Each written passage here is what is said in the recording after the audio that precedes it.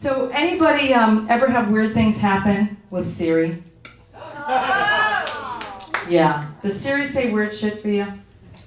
Oh my God, it drives me crazy.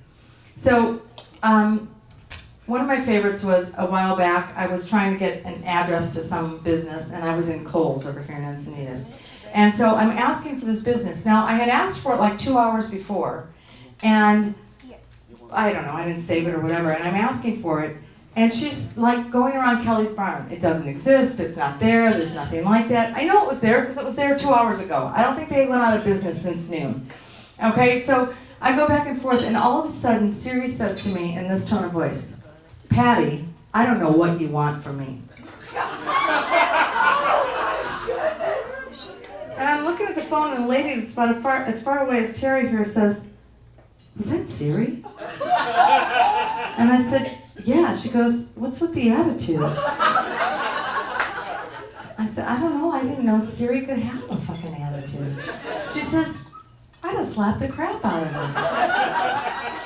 So then you're driving along and you're trying to get someplace, and you're asking for directions, and all of a sudden she says in this monotone, "I'm really sorry about this, but I can't give you directions right now. You'll have to try again later." Well, A, she doesn't sound sorry about it. What she sounds like is my two children when I used to make them make up after they fought, and they go, "I'm really sorry that I kicked you in the penis." You know, that kind of thing that kids do. Like, they're not sorry at all. They're just sorry they're getting in trouble for it, and they have to apologize. That's how Siri sounds to me when she apologizes. And she has like 7 variations of this. I've got them. "I'm really sorry about this, but I can't answer any questions right now. You'll have to try again later." What? Is Siri like on the union clock? Like, is she taking a fucking coffee break? You know, "Oh, sorry, my break is from 8 to 8:15. I can't answer any questions. You'll have to try back. It's my lunch hour. I'll get fired from the union if I answer right now." And then you can go right back 2 seconds later and she can answer that question if she wants. And have you ever, some days I know what happens.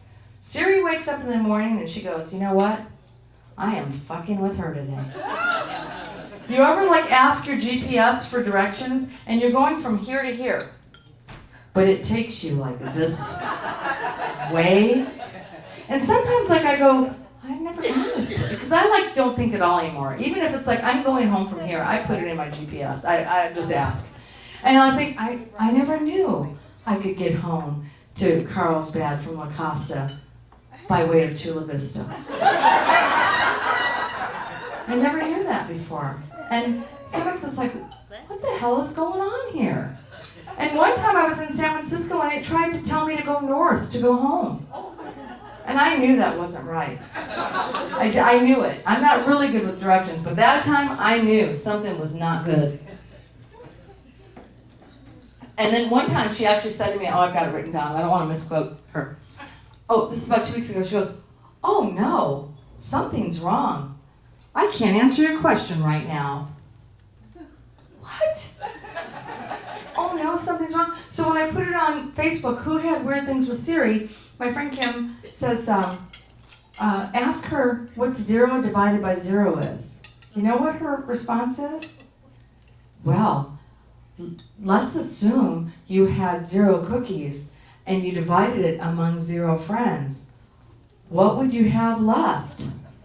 See? That's really not a good question. Because Cookie Monster would be sad that he has no cookies, and you would be sad that you have no friends. Who programs this shit into Siri?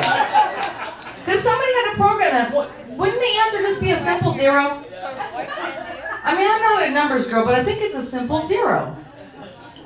And then, you know, you get frustrated. Like one day I'm looking for directions. I know that I've been there. What I love, you're trying to call a friend. So I say, like, let's say, for instance, call Kim Hartley. And it goes, "Calling Siegfried Manchester." And I go, I hang it up. No, fuck no. I need to call Kim Hartley. Calling Frank Dubermeister. Now, if it said calling Kim, somebody else, or calling Frank Smartly, okay, I'll give you that, Siri, but you're not even in the realm of close. Or, I love this, the other day I asked for a business. I'm trying to call this Green Dragon Tavern, and I ask for it, and it says, do you want to call or get directions? And I say, call. She says, call who? Are you fucking kidding me? Are you kidding me? So I got really upset.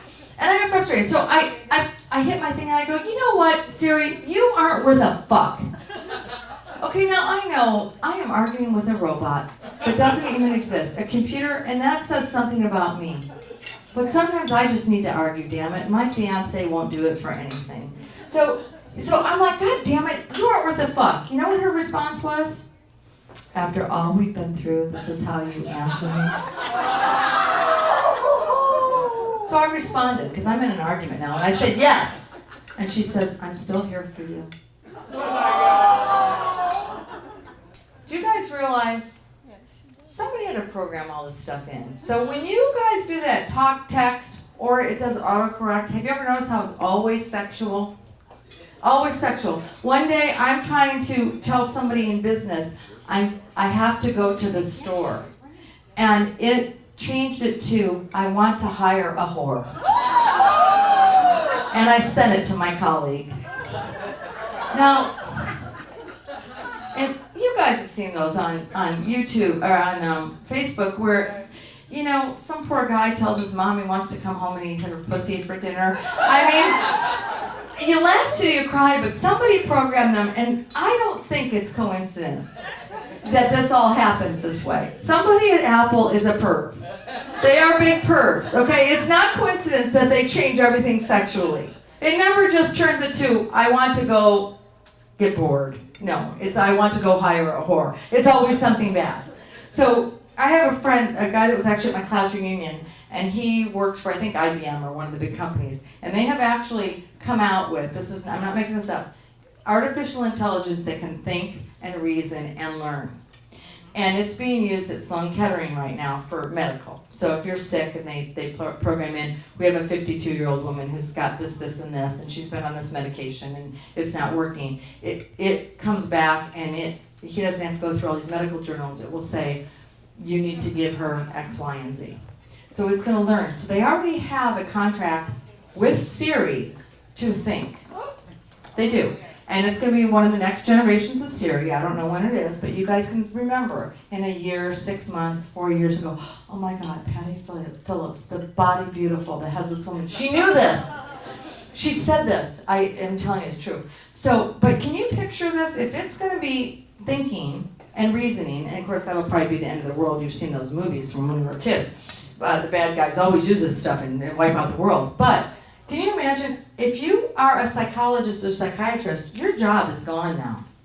Because all you're going to have to do is you're going to have to say to Siri, Siri, I got this boyfriend. He's a total piece of shit. He cheated on me with my best friend. It's the 4th time this has happened in a month.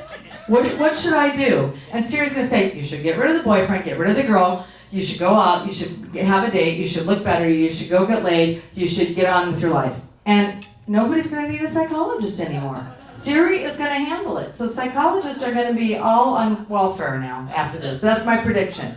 That is my prediction. It really is.